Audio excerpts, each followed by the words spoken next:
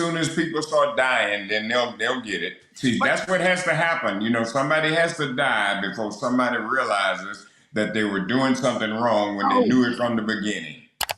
And by the way, what a slap in the face. Martha Hart was there, Owen's widow, and they hung Darby Allin from the rafters upside down. Let's go into AEW real fast. Tony Khan is reportedly not happy with the WB offer for the renewal of the show Dynamite. And I imagine anything else that they have on that platform. Bill, I'm hearing that even though he's not real happy, they still have time to maybe get that price up to make him want to stick around. What are your thoughts and what are you hearing? Well, he wants to stick around. It's whether if they want to up the price to have him stick around.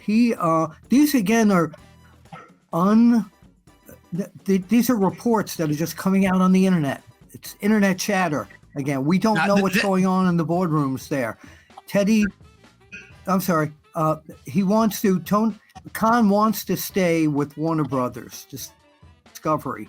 Okay, and they've made him an offer. The reports allegedly say he's not happy with it, but I think whatever the story is, he's going to live with whatever they have for him.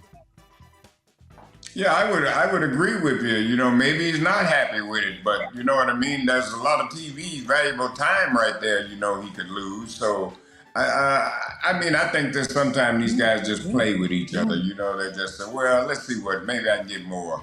And they already know that they're going to accept that same deal. So I think it's just business. Yeah, I agree. It's almost like what the wrestlers do. They use certain things to kind of work the deal. You got to work that deal before it gets done. And because you never know, they might do it. So Yeah, one of the big things in business and sales is you don't want to leave money on the table. So don't leave money on the table, especially when you're negotiating a TV contract, for sure. They have very healthy sponsorship. They have very healthy sponsorship as well. That all there's so much that plays into this, and they also have a built-in audience, even though the audience fluctuates up and down by a few hundred or maybe a small thousand people. They're still doing decent numbers and making money for Warner Brothers Discovery, or they would have been warned to get out of there a while ago. Well, the one problem they do have is that their numbers have not been as good as they used to be. So, I mean, if I'm negotiating, if I'm Warner Brothers and I see the numbers have gone way down from where they originally were, I may not offer as much as I did the first time either. That's just business. All right, here's some more AEW news. And this was a surprise at a recent pay-per-view. Someone returned that I did not expect to see come back and actually looked very good in the ring. Gangrel showed up during Adam Copeland's match. It was a cage match, and we'll talk more about that cage match in just a minute. But Gangrel was a big surprise. Bill, did you get a chance to see that video of him coming up through the ring and everything? I did. It was great nostalgia. I don't think it's going to be for any permanent anything. No. He came up out of the ring. That guy never ages. He looks exactly the same. And you know what? His moves in the ring too. His moves in the ring were very crisp and looked very strong. Yes. Who doesn't love a vampire coming out of a ring, from underneath the ring? No, he looked great. He looked like he hasn't aged 2 seconds. No, and I tell you, I know you don't watch the AEW product, but it was a big surprise. And as Bill said, for nostalgia, great nostalgia. And even had, I think they kind of set it up a week before when they dropped blood from the ceiling on Malachi Black, and you kind of had a feeling, I think I know where this is going. So everybody was kind of hoping they get to see him. The Brood, without saying the Brood, Well, what I would have done if I knew Gangrel was going to make an appearance, I would have watched that. I would have liked to have seen that because I love him, known him, my whole entire career. Yeah, it was very good, and the way he came up through the bottom of the ring, just old school stuff to me. It felt really good, and I liked watching that. Now, Adam Copeland did not come out of that match without some injuries. As a matter of fact, just today, as we're going to air, he has confirmed that he fractured his tibia. Is that, I think it was tibia. Tibia. Is how you say it. Tibia. So in that, when you watch the match, Teddy, I'm gonna find this match and send it to you because you need to see this. Adam Copeland went to the top of the cage. Malachi Black is on a table down below. Now, Adam is 50 something years old. He even made a mention of this in his tweet today, that he probably should have thought about it a little bit more before he did it. But he came off the top of that to drop an elbow. And when he came down, his legs planted first in that ring before anything else. He's lucky he didn't blow out his knees and everything else. But when I saw it, I thought, oh my God. But he got moving around again. And I thought, well, maybe it's not as bad as I thought it was. But he's out now.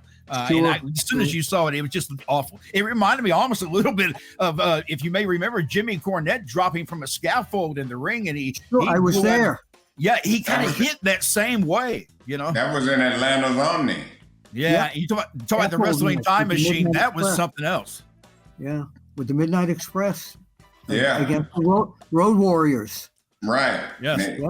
Yeah. I remember Robert was telling me that there was a match he was in a scaffold match where he actually lost his fingernail because of the way he was gripping that scaffold. It grabbed his fingernail and just ripped it out as he was up there. And he said, rock and roll. Yes, rock and roll. I thought you were talking about the one with the Road Warriors. They did a scaffold match with the Road Warriors as well.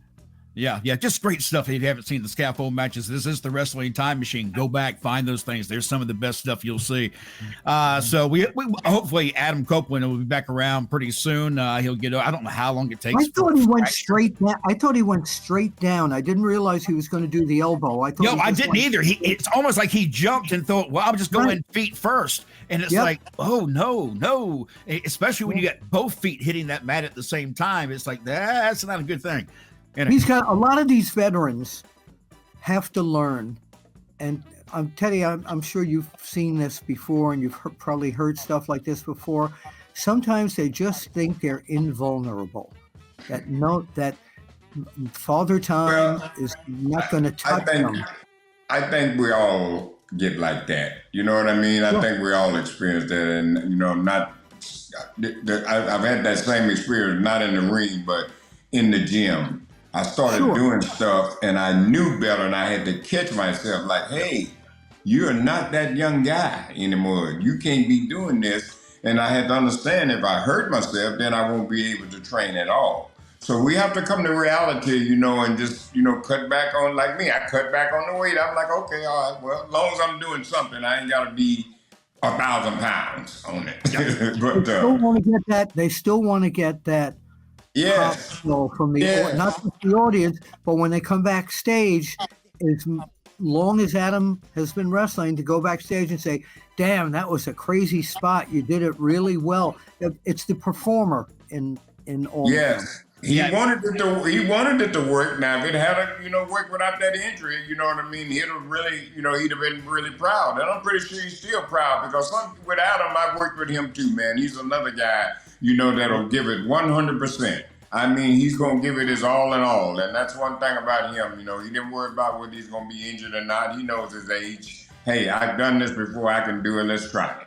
Darby Allin was a participant in the Anarchy in the Arena match. And during the match, Darby comes out to the stage with a flamethrower and proceeds to light one of his opponents on fire. He lights up Jack Perry.